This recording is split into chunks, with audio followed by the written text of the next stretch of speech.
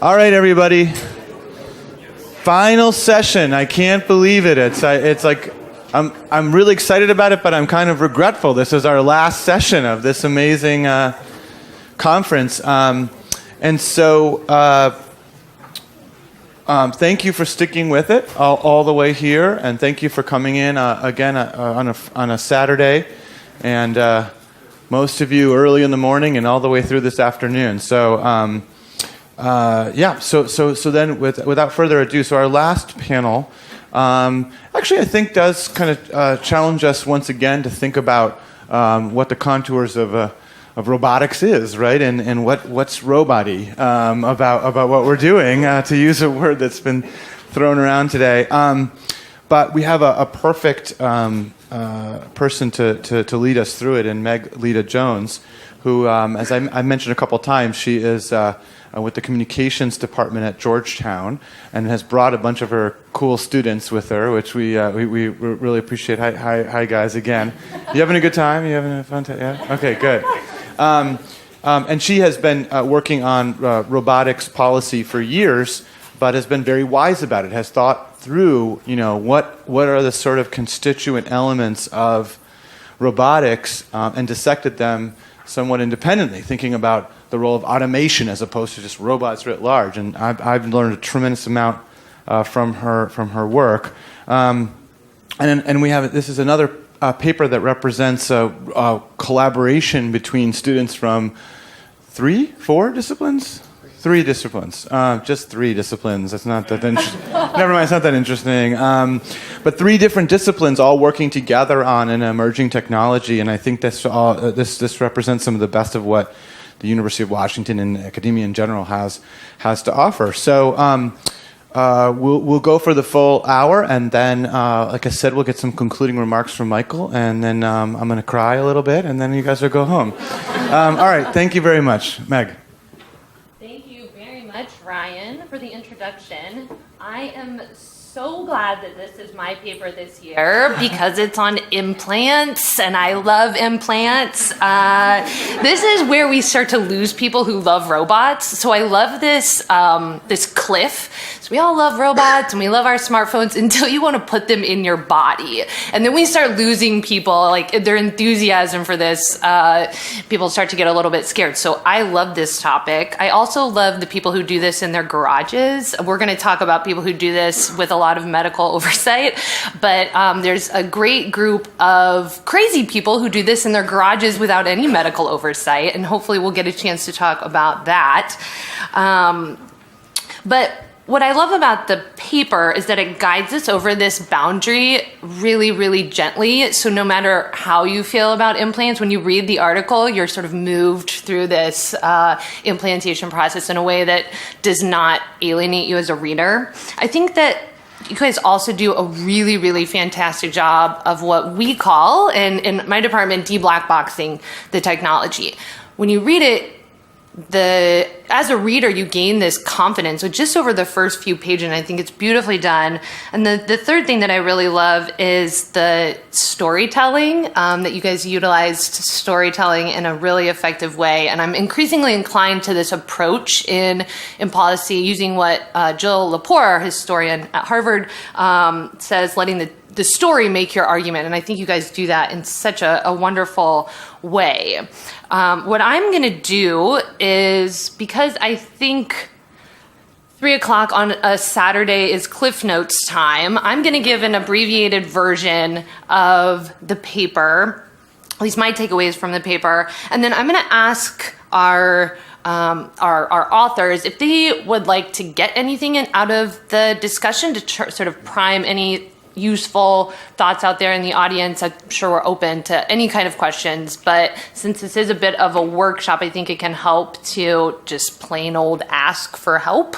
And then I'm going to take advantage of my position and ask a few questions while people line up. So let's kick this off. Cliff's Notes time. So the article starts with the present.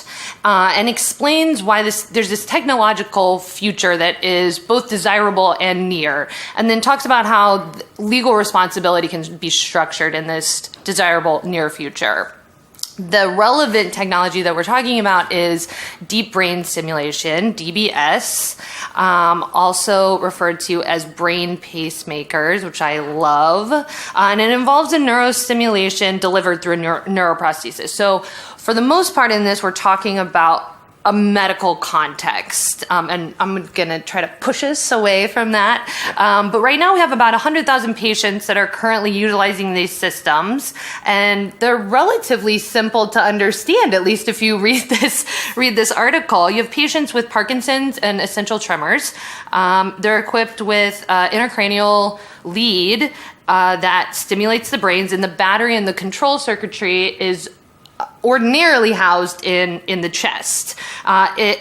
This system releases a constant stimulation at a set interval that is set by the clinician through a trial and error process. You go to the doctor and they set it a certain way, and it emits a certain stimulation at a certain pace. So this is an open loop system, but the authors point to a bunch of developments towards closed loop systems. And I'll talk a little bit more about how they describe a closed loop system. But this is partially due to the potential conditions that this type of technology can reach, including, you guys mentioned obesity and addiction, as well as some other neurological disorders. But without the granularity and sort of personalization required, the side effects that currently result from these systems, like tingling and impaired speech and some altered judgment, which is so interesting, we'll talk about that, make the closed-loop version quite severe to deal with things that might have other options on the table right now.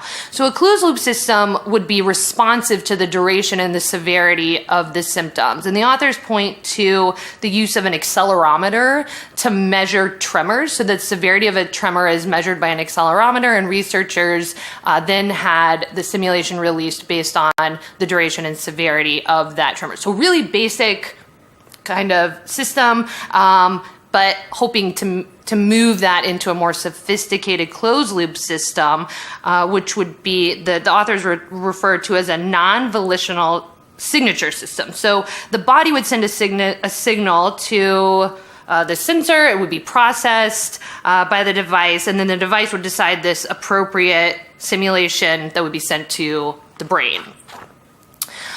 But we have this, what is now seemingly old technology for WeRobot, brain-computer interfaces. We've long known that these devices allow for thought alone to operate a computer. And so the very creative authors talk about how volitional control of DBS systems create some really, really interesting liability problems and questions and ethical questions.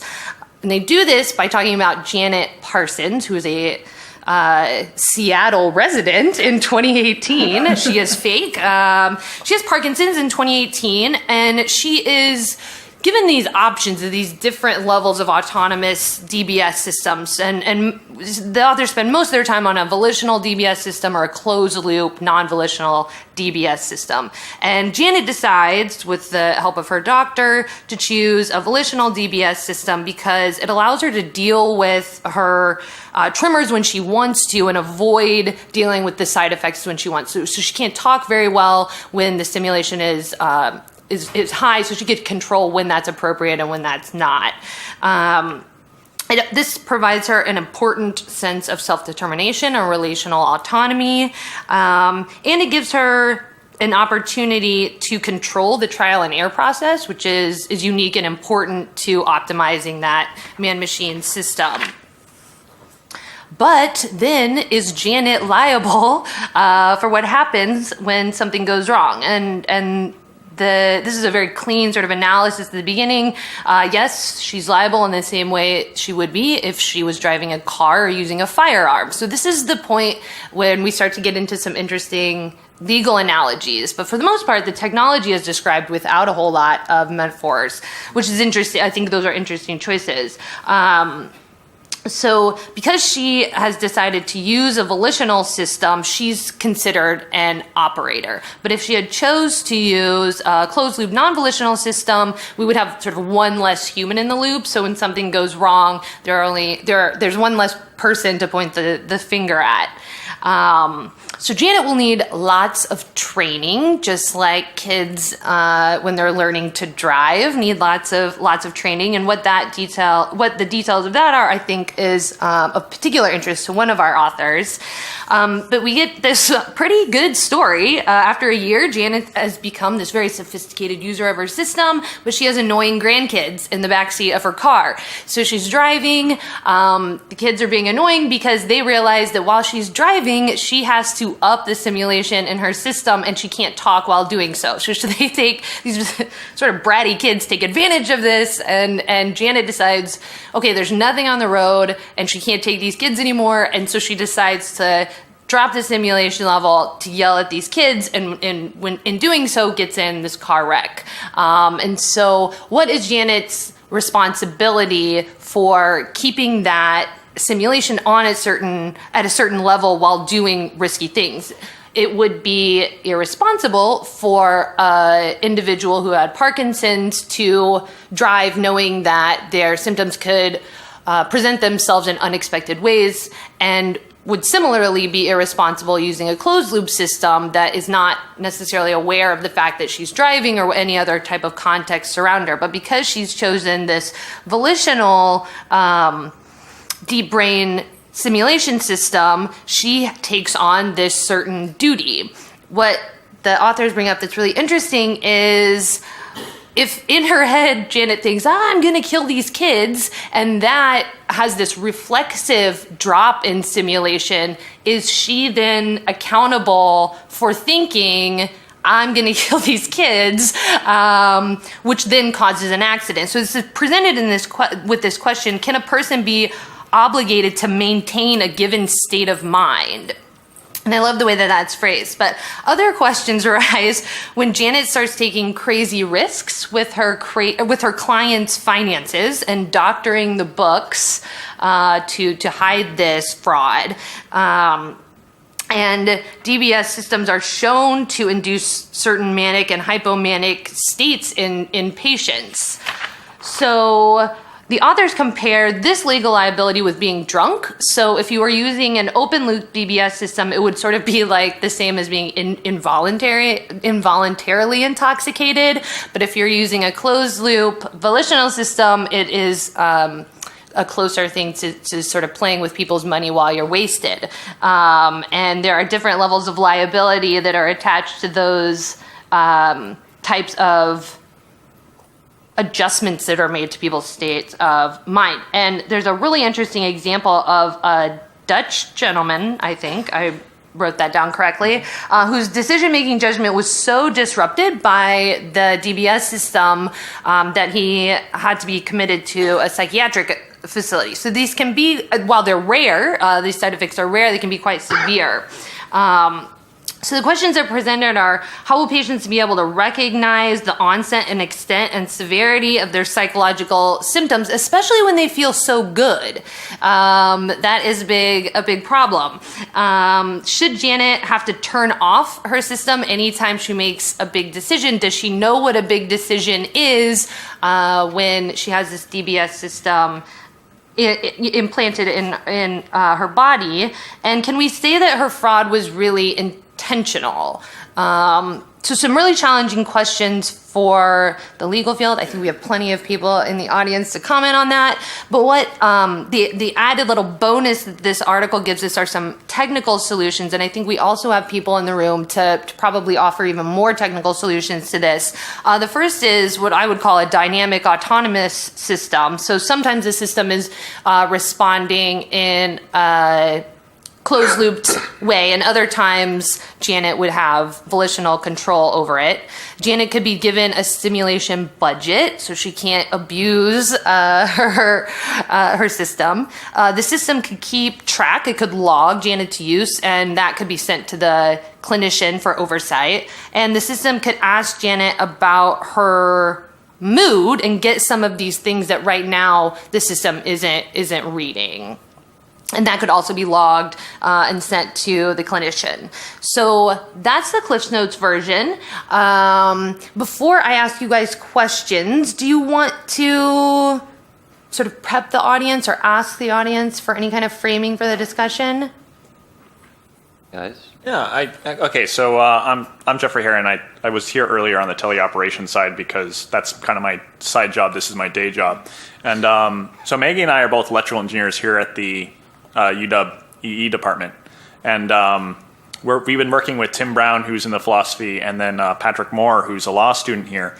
And I guess one of the things that Maggie and I are pretty well versed at what it takes to get a paper like this kind of published within an engineering context.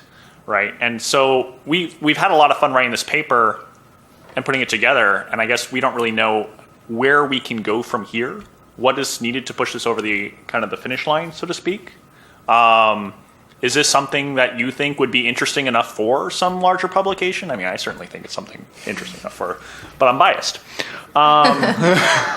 So, and I guess do you want to add anything? That's just kind of within my own understanding, a lot of the context for why we're so excited to be here. Well, as Jeff mentioned earlier, I'm with UW Philosophy.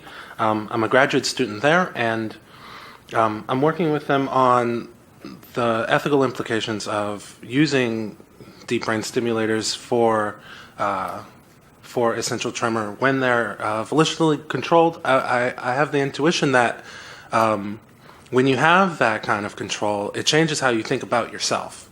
And there are some preliminary reports that some people give testimonies and say that when they have open loop systems implanted, they don't feel like they stimulate in the right place, or they don't feel like themselves anymore. They feel like RoboCop is what one person said. And so that's why I sort of attached myself to their project like a parasite. A good parasite. It's a beneficial parasite. So that's where I stand on the project. But in this paper, I wanted to think more about what it means to volitionally control a device. And already at this conference has been amazingly helpful in thinking about volition. So just thinking about, Karen and Tim's paper on design theaters and theaters of volition. I think that's an awesome concept, and that might make it into the next iteration of this paper. Or, this has just been a helpful conference so far, but I'm interested in how volitional control changes our interpersonal relations and how we interact with devices and how those interactions change those interpersonal relations. And I'm also interested in what new obligations come out of our interpersonal relations while we use the devices. So comments about that would be helpful, but more than anything else, I just want you guys to be creative and think outside the box and tell us whatever's on your mind. Well, I think that is a great prompt. You may be sorry that you asked for it, but I think I think that a lot of people can help with this in the room. Jason, you're going to have to wait because I get to the first question. So I'm going to ask two. So is this the future? Yeah, I'm like that. Is this the future of American medicine? Is this like going to be the new pill popping problem where, I want to lose weight and so I, turn my implant so I'm never hungry? Is this something to really worry about? So here's the thing. There are lots of people who are putting together, and you mentioned this earlier, devices to stimulate their brains. You can do it with off-the-shelf components at Radio Shack. Like we call it do-it-yourself stimulation. I'm working with the do-it-yourself neurostimulation, but the technical term is transcranial direct current stimulation, right? And the garage term is grinder. Excellent. But there are lots of people who are coming out with devices. There was one startup called Think that's working on an implant that you stick on your temple, connect to your iPhone, and you select what mood you want. So calm, happy. Does it work? I don't know. I don't want to try it. I'm afraid of it. But there's another device called Focus, and this one's already out. And it's a device you stick on your head, and you have to put saline solution on sponges that go push up against electrodes, and you hook, as always, you hook it up to your phone, and you undergo a treatment regimen for, 15 minutes? I forget how long.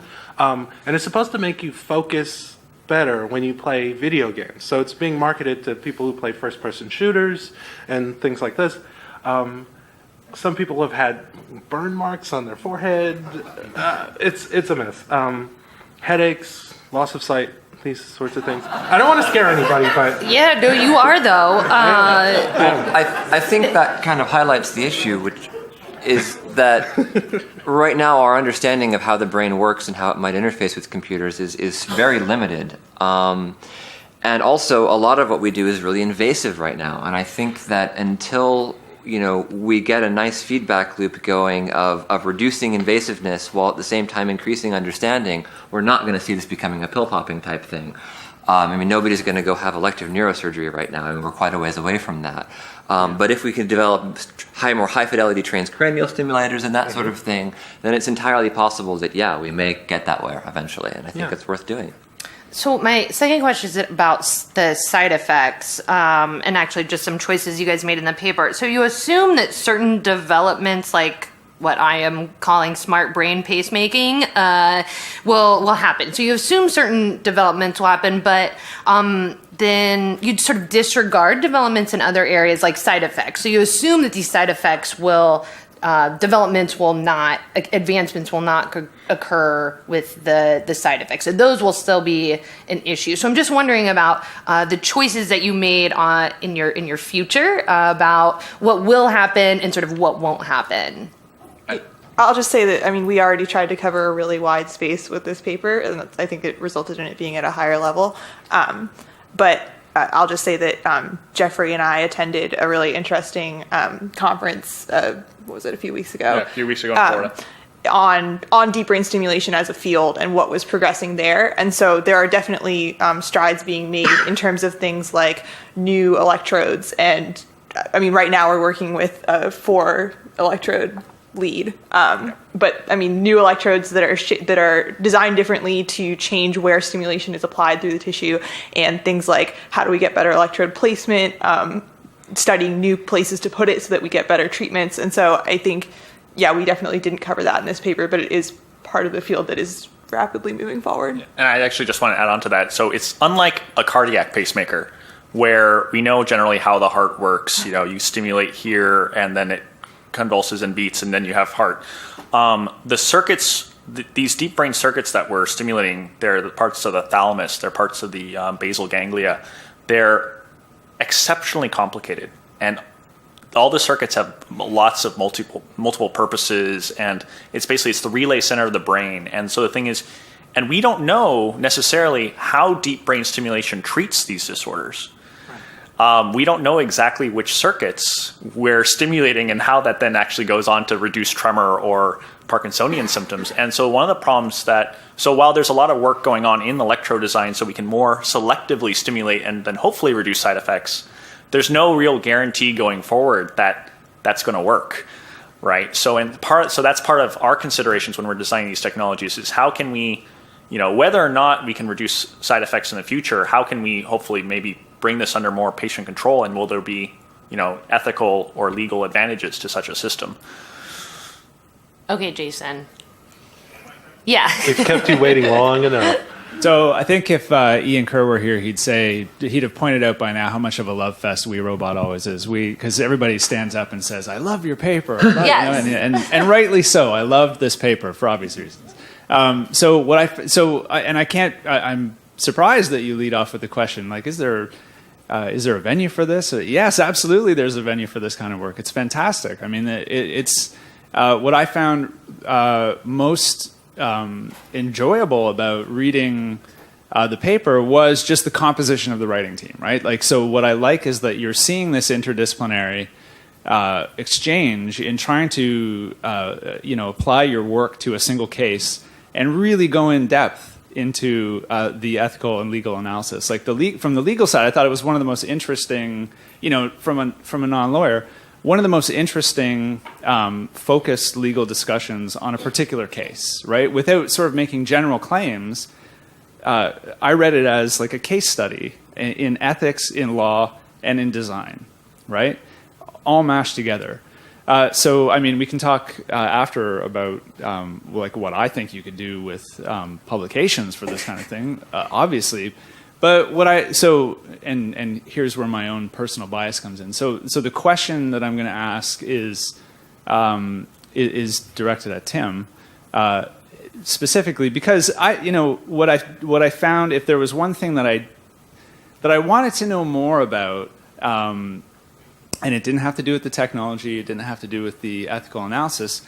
What I want to see more and hear more about, and maybe you could just give us a little bit of anecdotal, bring out the anecdotes here, is what was it like? Like, what was your role on this team? What was it like working in that kind of, like, I want to hear more about the experience of the embedded ethicist here, working and how you felt, like, no, but seriously, how you felt that contributed, or like what was interesting about the interactions that happened. Like, I don't know if you want to offer that up in terms of stories, and I leave it up to you, but that's what I'm interested about. So if there was something more that I wanted to see in the paper, it was a little bit more of that, because it's a unique, there's not a lot of that going on in the literature that I see anyway, like this kind of getting that perspective in there in that kind of embedded way. Like, I can sort of count the number of instances of papers I've seen that have that voice, and so I'm really, really interested to hear a little bit more about that. No disrespect to the lawyers and engineers. I mean, I loved all of it, but yeah. So maybe you could go with that. I don't know. I'll leave it at that. Tell us a story. Yeah, let's it's story time with Tim. No, that's great. Thanks. Well, honestly, that's the one question that everybody who's come up to me at this conference has asked me. And I think it's a really fun question to think about, because I found working with these folks wonderful. It was amazing, and it's going to continue to be amazing because I'm going to continue to work with them. And so, what do I mean by amazing? Well, every time we had a conversation, we didn't worry too much about reining in the conversation. So 1 minute we're talking about deep brain stimulators like we're supposed to. Another, we're talking about one of Patrick's interests, drones, building drones and piloting drones. And another moment we're talking about the things that happen in Ferguson, Missouri. And talking about the legal and ethical implications of that for the entire nation. And we just tried to keep things fresh, and we tried to keep things moving, and we didn't tell ourselves not to talk about something. And I value that. And I was also surprised that no one ever, how do I put this?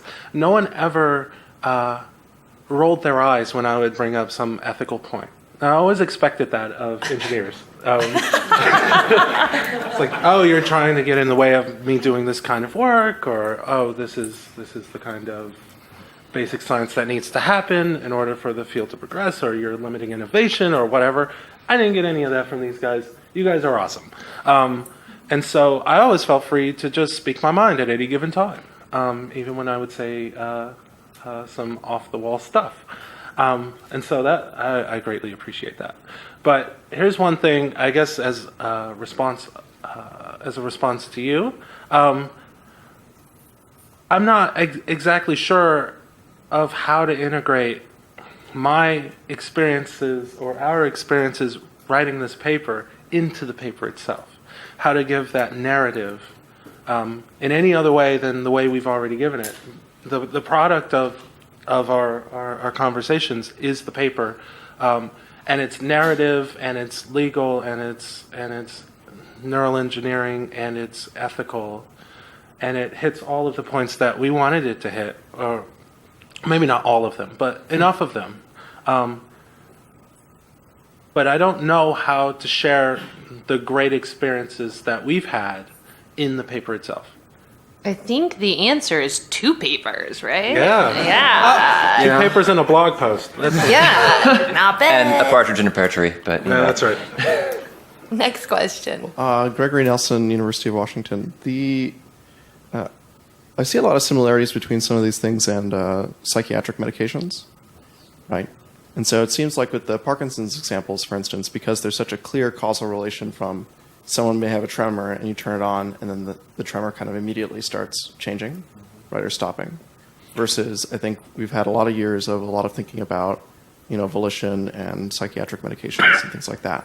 And those kind of chains of causality are much harder to kind of immediately see. And they're not also, with one of these stimulators, it's like something you can see in someone's head, and it's big, and it's clearly like there's electricity and other things going on. You can turn it on and off easily. But with psychiatric medications, for instance, you can't. It's like you take it, and then it kind of happens for a while, and it's not really clear when it stops causing or affecting your behaviors. And so I was kind of wondering what parallels you guys see there and how that might inform some of the work and things that you guys are thinking about. Or insights that you've had going back into thinking about how to look at volition and psychiatric medications. Well, actually, one of the interesting things is that a lot of the research into new applications of deep brain stimulation is specifically in what would traditionally be treated using psychomedication. Specifically, it's moving into medical depression. It's moving into OCD. It's moving into all sorts of different realms. And basically, and the interesting thing about deep brain stimulation is, so yes, you have an implanted device, but it's targeted stimulation to one local area of the brain, right? And so often, if you can identify the one local area of the brain that needs stimulation, then you can hopefully treat it using deep brain stimulation. That's not always the case. But, and so I think there is absolutely an interesting parallel here where, these are devices that we're talking about that have psychoactive effects, right? And so, and I think that, and whereas the thing is with medication, often you're flooding the body with these medications, right? And they can affect multiple parts of the brain at once because they're not necessarily as clearly targeted as implanted devices. And so I think it's almost, I don't necessarily know how to bring volition into that other than how many pills is someone having a day. Whereas I think it's almost with deep brain stimulation, it's, for me as an engineer at the very least, it's very much more clear forward as how to bring kind of patient volition into this process. For me, I just use BCI, I guess. But even still, without even the BCI aspect of it, there's been patient programmers for a long period of times where patients can, using a little device, manually turn up and down their stimulation within bounds. The problem when it comes to Parkinson's and essential tremor patients is that you're asking someone with a movement disorder to make movements and bring out a little device at a given time. And when it comes to, if they're experiencing side effects, often by the time they get around to being able to do that, the time has passed and now they weren't able to say the thing they wanted to say, right? So it's almost this moment by moment tuning of therapy. And the problem with drugs is you can't do moment by moment tuning. It's like you were saying, there's a time delay and then it's in you and the drug is going to be in you for that period of time. Whereas I think with deep brain stimulation, there's more avenues for volition because you can change it much quicker. Now, that said, I think that, at least personally, I have an interest in mental health law, and I think that moving DBS and similar technologies into mental health treatment, I think there will end up being a fair amount of resistance on the part of patients to this idea.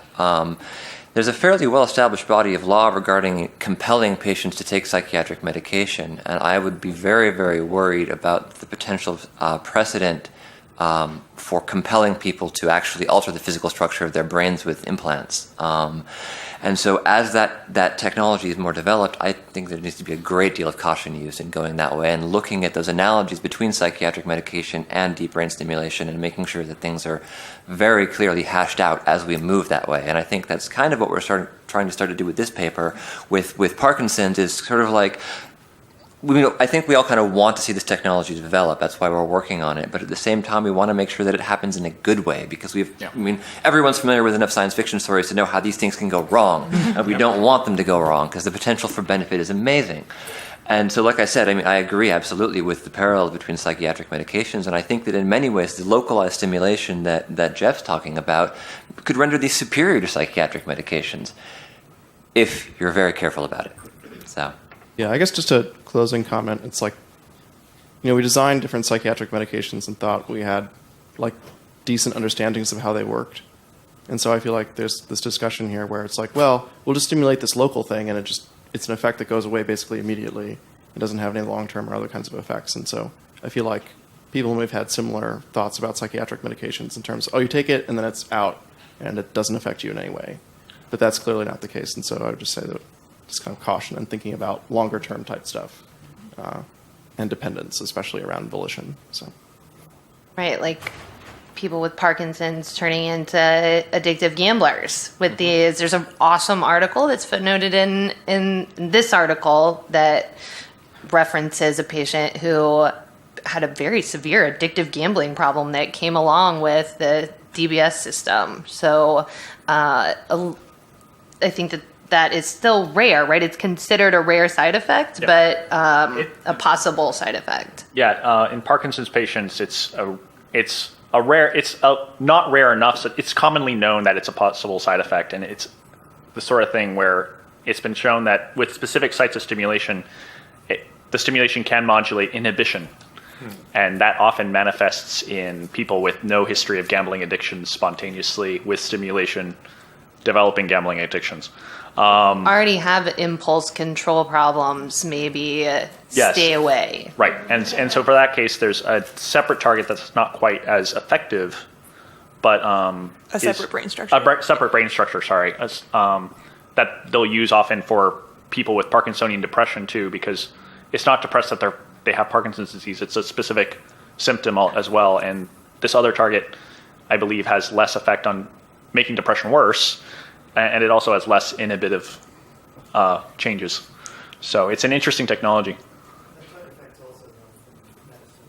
Yes, there's also side effects from the medication. Yeah. I also think it's worth noting that the Parkinsonian case, the obesity case that's floating around the literature, the depression case, they'll need their own analyses, and they'll probably have to take the same form that we've undertaken in this paper, because everybody's lived experience is going to be different. Symptoms are going to vary from person to person, from condition to condition, from lifestyle to lifestyle. And I think that's why we chose the method that we chose in this paper. And I think it'll also be interesting to see what comes out of the particular depression case, because I mean, depression works on the people who suffer it through structures of self-doubt, and from my experiences with dealing with people with depression and my own experiences of depression, I've found that medication, the prospect of medication, and the prospect that medication will take a long time to kick in, will make you doubt that the medication is working. But what if we could have that instant gratification? What would that change? How would that change our interpersonal relationships? How would that change the way we jive with friends? If I'm depressed and someone notices it, will they say, you better turn on your stimulator because you're acting funny? And will that change my obligations, my standing in relation to my friends? Will I have an obligation all of a sudden to turn my stimulator on? And that's just something to think about. Hi, I'm Kristen Thompson from University of Ottawa. I'm not sure if this is something that's even possible, but I'm just curious to hear your thoughts. If we were to integrate deep brain stimulation, which you've been talking about, with something that's come up several times throughout today and yesterday, which is telepresence, would that change any of the legal, ethical, or engineering considerations and issues that you've raised in your paper? Or would they be similar to the issues that are raised through the physical body and just translate to the robotic body? Do you have any cases in mind? Any possible cases? I'm just curious. I'm thinking that I was envisioning in the event of, say, paralysis, and then deep brain stimulation to translate to a telepresence physical body. I think Jeff's likely able to speak to the fact that there are a fair number of other classes of brain implants that do allow for things like motor control. And I do think that DBS represents, sort of one more piece of the puzzle of really enabling kind of a remote embodiment technology where through your own just sort of consciousness mind, rather than by controlling something, you're able to experience things directly that are outside of your body, changing your proprioceptive senses, changing your somatic senses, whichever. But I think that would, it's just a huge can of worms to open that up and combine those two things. I think it's fascinating because, they mentioned that I'm into drones and stuff, so really that's what I like about this technology is, wait a second, are we getting to the point where we can really do telepresence, like, for real? Like, actually believing that we're there rather than just looking through a screen? As for how it would alter the legal issues, I think that would boil down to, if you have this embodied object that is elsewhere that you're controlling, and it's integrated with your brain, I think that you're going to have to. You're going to have to operate from the presupposition that you are then responsible for whatever that object does, as if you were there personally. That presents interesting issues for jurisdiction, that kind of thing. But as for responsibility, just treat it like it's your body, and go from there. It's my intuitive starting point, anyways. I won't ask you to answer this, but then imagine if you had 3 or 4 out there. Oh, I don't see why that wouldn't. Could you control them at the same time? Would you have some sort of group consciousness? When you get to that level of integration between computer systems and brains, you're getting into some really, transhuman, posthuman kind of stuff that really challenges our whole nature of consciousness. So. And on the volitional control side, our lab is going to be looking into how people can learn to use these devices volitionally, and looking at over spans of multiple years, which is longer than anybody's been able to do BCI studies before.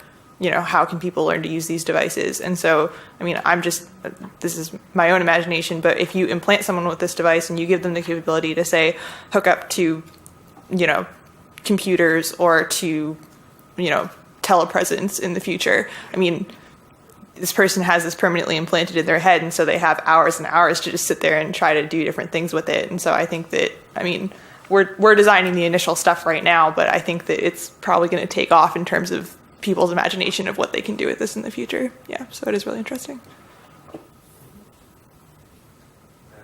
Zach from Georgetown University. Hear it okay?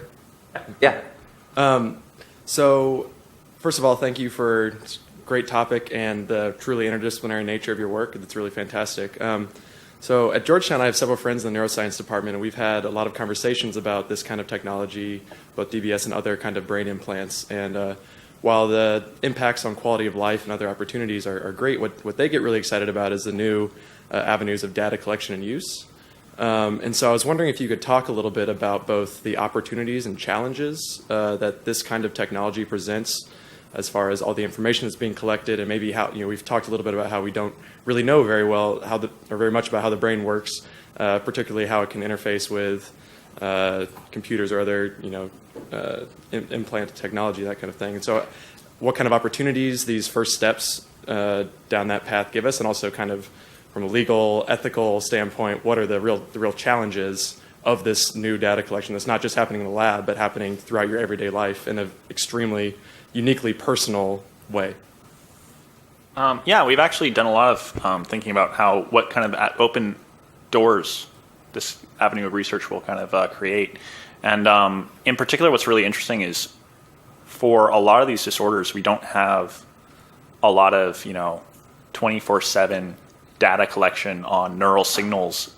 It's just we lack data on how exactly what the brain signals are doing at this while they're doing task X, Y, and Z, and this provides a chronic, fully implanted signal source that we could potentially start using to learn more about brain function, specifically in these kind of deep brain circuits or even maybe on the cortical surface that aren't available to us in day-to-day life. And at some point, with looking at how input and output changes with varying levels of stimulation, we might learn to understand more about these underlying circuits that are causing Parkinson's disease or essential tremor.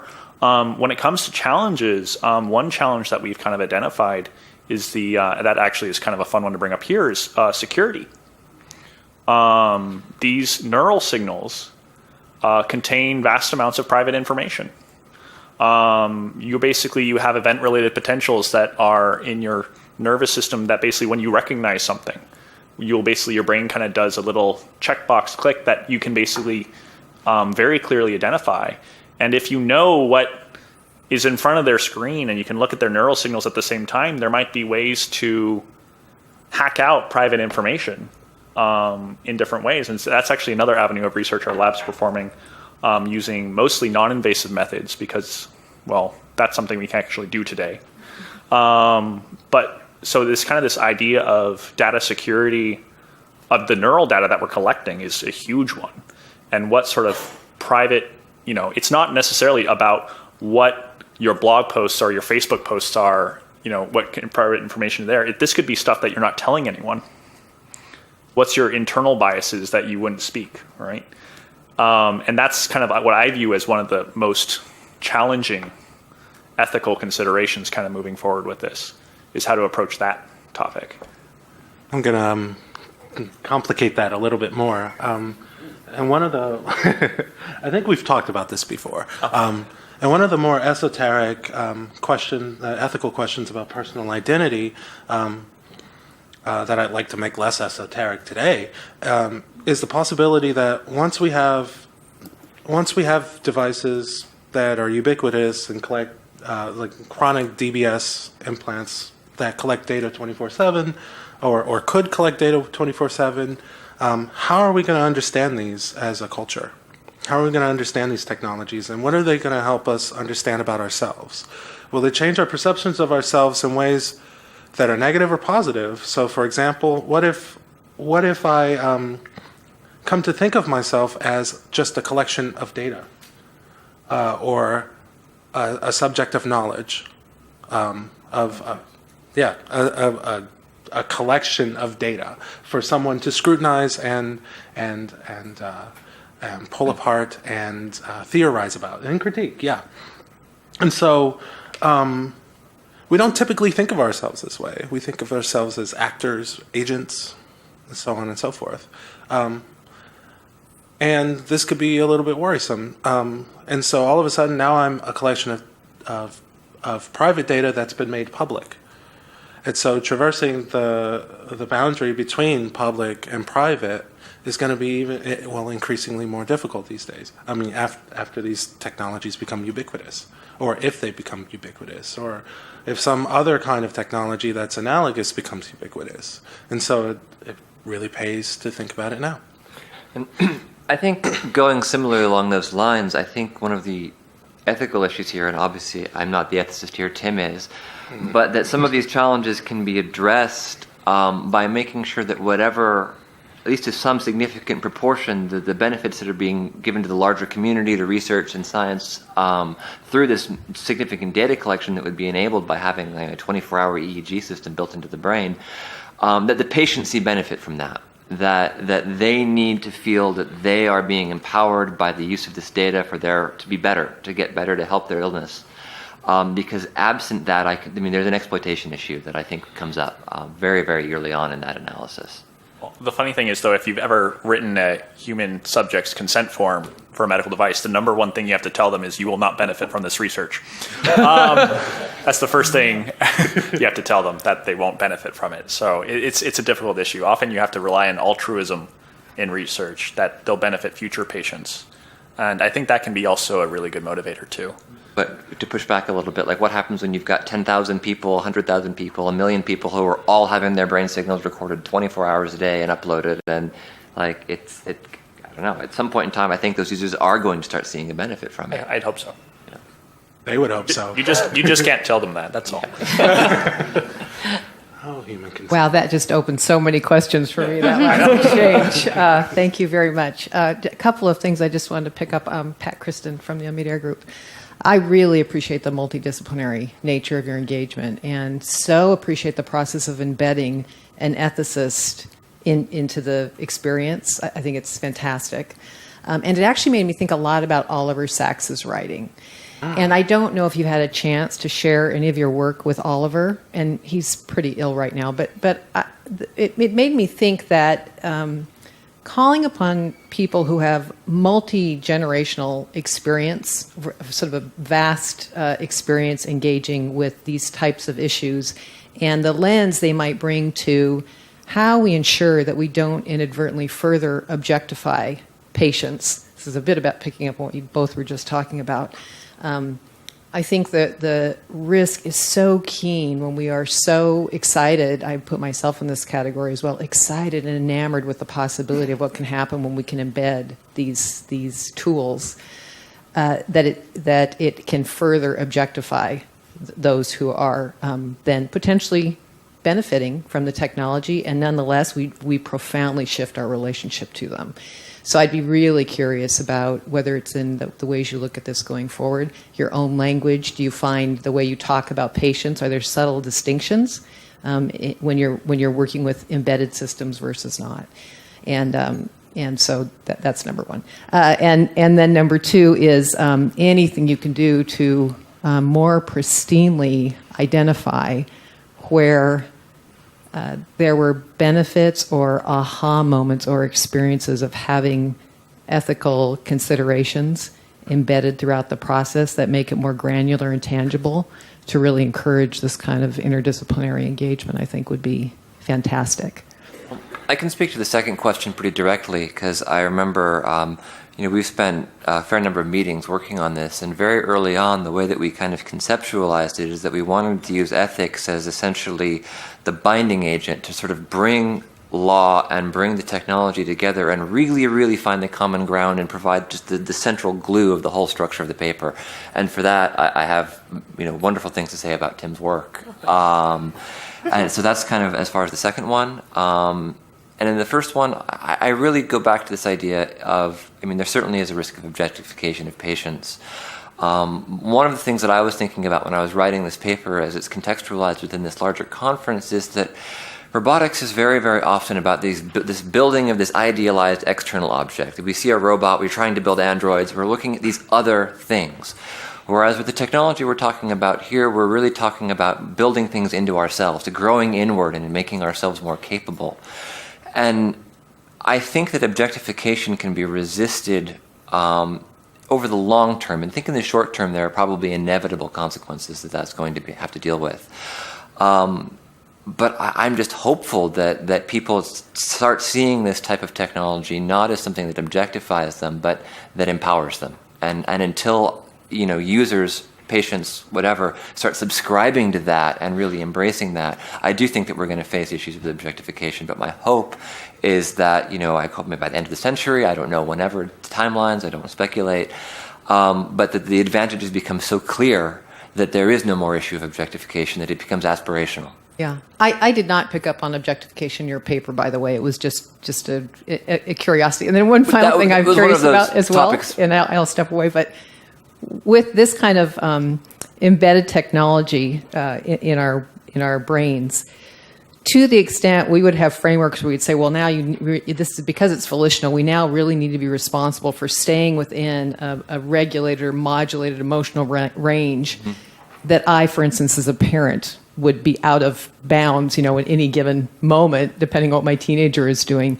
Itself creates, I think, some interesting questions about what we then start calling normal or acceptable behavior. And actually what that means, again, I would get back to from how important embodied experience is in learning to navigate these extremes of emotion in what actually amplifies or diminishes empathy at a group or community level. So I think it has much longer term implications in what we think about in terms of the range of acceptable behavior and what we think of as normal versus abnormal. Thanks again, it was lovely work. And a brief speaking to that, so there are probably about 24 topics that got left on the cutting room floor in going through this paper, and both of those are definitely things that we're like, we really want to talk about that, but how can we avoid adding another layer of complexity? So for future papers, that's something we're definitely thinking about. Can I also speak to that too? The way you articulated your first question, that the excitement about new technology will lead to a kind of objectification. That's something that people like me have been dealing with for a while. So I'm affiliated to these guys through the Center for Sensoromotor Neural Engineering. And I started off hanging out with them through what I think we're calling the Neuroethics Fellowship at the time. And that's where I go from lab to lab, sitting in their lab meetings, taking notes, thinking about what they're thinking about, learning the technologies, and learning their methods for testing different theories about what they think is going on. And, piping up from time to time. And one of the things, and I'm not the only one doing this fellowship. There were, I'd say, about four.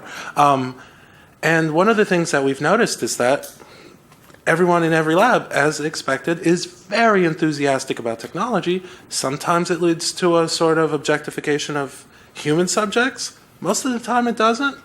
And I've had a lot of interesting conversations, but you'd be surprised at how much just having, and this goes to this speaks to the point made, and I think what was it, the panel from yesterday, it speaks to how much it's important to just have someone in the room. Yeah. Just having that ethicist in the room changes the dynamic entirely. Just the same way as having someone who knows more about human-centered design will change the conversation about design. It's just people look at me as a resource, and they look at my comrades as a resource, and I think that's important.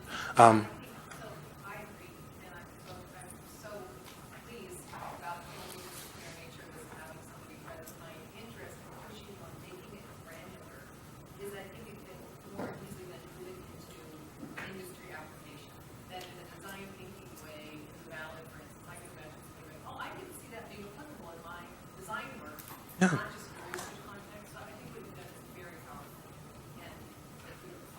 Thank you. Hi, my name's David. I'm from Georgetown. Echoing the previous people who spoke, I really enjoyed reading through this.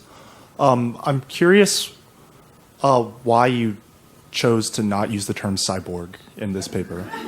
I mean, this is my first time here, so maybe there's some history I'm missing. But it seems like we were making jokes about it before because we were using computers and such. But this seems like the kind of artifact you're talking about seems like a distinct departure from what we have had before. And I was just curious if you could speak to that. I can speak directly to that because I did most of the writing. Earlier drafts of the paper were a little bit more colorful with regards to the descriptions of the technology. Given that this is the first paper I've ever written for a conference, I wanted to kind of just tone back and just be like, let's be as dry, I don't know, dry, but sort of not romanticize the technology as much as possible. I mean, I agree, it's definitely cyborg or cyborg-like technology. I just didn't want to use the word because I didn't know how people would react to it. So, other than that, I mean, it was certainly in our minds as we were writing. You will be assimilated. Yes. There was a Borg reference in the paper originally, but I did axe that. Consult your doctor if you want to be assimilated. I heard a great discussion yesterday about framing and how that affects how people view robots and those technologies. And so just coming from the perspective of how we frame these for patients, referring to it as something that's going to turn you into a cyborg is challenging and could affect how the technology is adapted. And so, I mean, part of the work that we're doing with Tim is how people conceptualize these devices, which are, literally inside them for, all the time. And so I think that, that we have to be careful how we're framing it to patients, especially. Yeah, I just want to, I'm the other author in the corner. I'd like to give a shout out to the NSF Center for Sensory-Motor Neural Engineering. It's one of these hopefully 10-year centers that takes your tax dollars and does something with it. And one of the things that we put into the original proposal 5 years ago was that we were going to do ethics we're going to have engineering with ethics in it, ethics by design in the devices. And we had no idea what that was when we wrote that into the proposal, but it really sounded good. So when we got it, then it was a question of how do we do that? And the way it started was the fellowships and sending ethics, philosophy students such around to labs to take notes and observe and whatever. But when Tim got into our lab, I said, oh God, I want him. Okay, so he's actually independently supported through the Neural Center now on an RA ship. He's embedded in the lab. He has, a key card, a desk, and everything. And it really makes a tremendous difference. So I really appreciate the idea that maybe best practices tale of how to embed an ethicist without really trying would be a good idea. But I strongly recommend it to roboticists in the room and to people looking at these things. The value of just the discussions it's triggered has just been amazing. Okay, one last thing to contribute to this future work. Raise your hand if you think cyborg is a good word. Even a few people in here are like, meh, I don't want to be a cyborg. See? Yeah. And that's why I didn't use the term. Okay, if we can get a round of applause for our authors. Thank you. I'm clapping for you guys. Come on. I'm clapping for you. That was so great. Thank you guys so much. In many ways, this is a challenge that we face. Is the one that Howard is identifying, which is we know in our bones that to get this right, we need to work together across disciplines, and doing that seamlessly is very difficult, and it requires us to come up with different vocabularies or meld vocabularies. Require to really listen to us, for us to listen to one another. It requires actually embedding people in environments rather than just having casual conversations. And so, I just feel that this conference has done a tremendous, has moved us forward, and I really love that we're ending on this panel. Although I'm serious, I'm a little bit sad that I'm not, that we're not going to be able to do this again for 3 more days. I don't know if we could do it, but I just want to say before I welcome Michael up here to do some concluding remarks that I've just had a wonderful time. I am so grateful for you guys for coming. I'm so grateful for the team here at the University of Washington, and I belabor this, especially Emily, who's done just a tremendous job. One more round of applause for Emily. If you don't mind.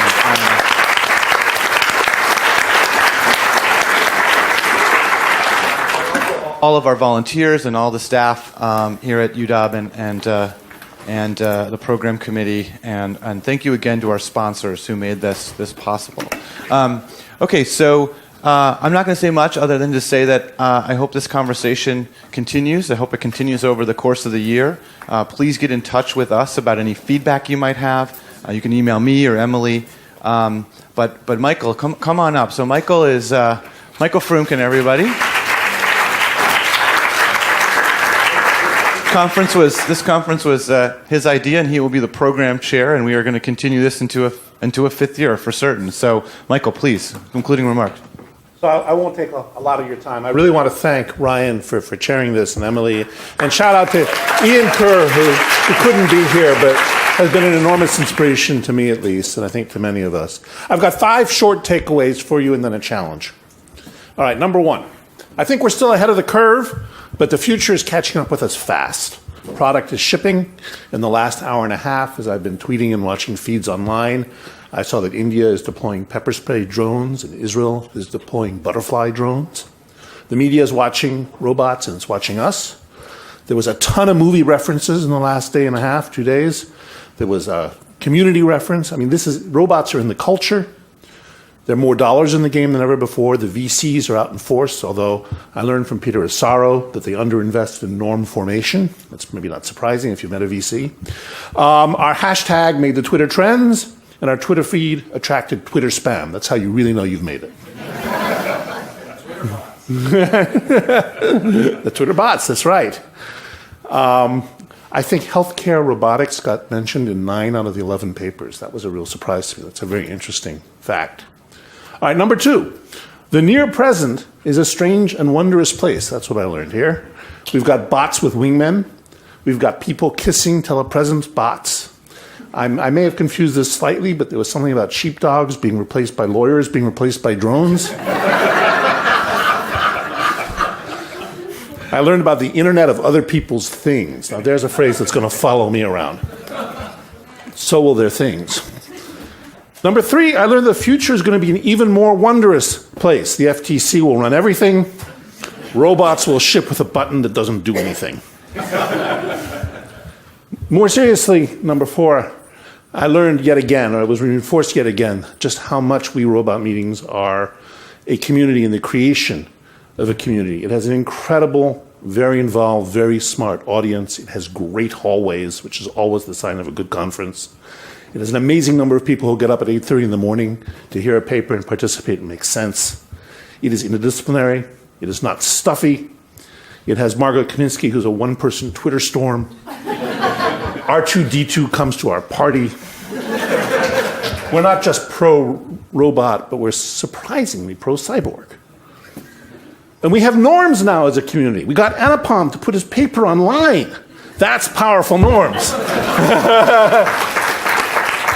We have a mascot, the robot cockroach. Fittingly, it's paired with a hammer. Those of you who were at the first robot conference will know just how fitting that is. And I have to say, as a former programmer, I have a whole new appreciation for the act of squashing bugs. And the squashed bugs can commiserate with the eviscerated lawyers. Fortunately for most of the people in the room, we seem to have found a growth industry. We have jobs that probably will not be replaced by robots. And number 5, and this is the reason why we're not going to be replaced by robots, this is not just a community, it's an intellectual community. And you see that if you read the footnotes in the papers. There's now a common basis of things, interdisciplinary things, that lots of different papers, people writing in lots of different areas, refer to. In fact, we have robot tropes. I'm really sort of been wondering if I ought to try to add a new one with a new hashtag, we are in the room. Somebody used that 4 years ago, but maybe I'll take it over. There are many WeRobot papers that people submit, and we only take a small fraction. I wish we could take more. Get your friends to come next year. That's another thing I want to say. We're into this, we're cross-pollinating. We've got when people are citing the papers, they're not just citing WeRobot papers, they're citing things we don't have here. So it's not too incestuous. It really is a community that reaches out. I think that's very healthy. But to stay healthy, it has to stay interdisciplinary. It has to keep cross-pollinating. And we need to keep in bringing new people. So we're not just talking to ourselves. So here's my challenge to you. Go home, and in the next week, identify one person you wish had been here and tell them about WeRobot, and find one person who'd learned something interesting being here and tell them about WeRobot. And you can tell them that the next one's in Miami, April 1st and 2nd. It will be roboty. It will be sunny. I also have a plea for help.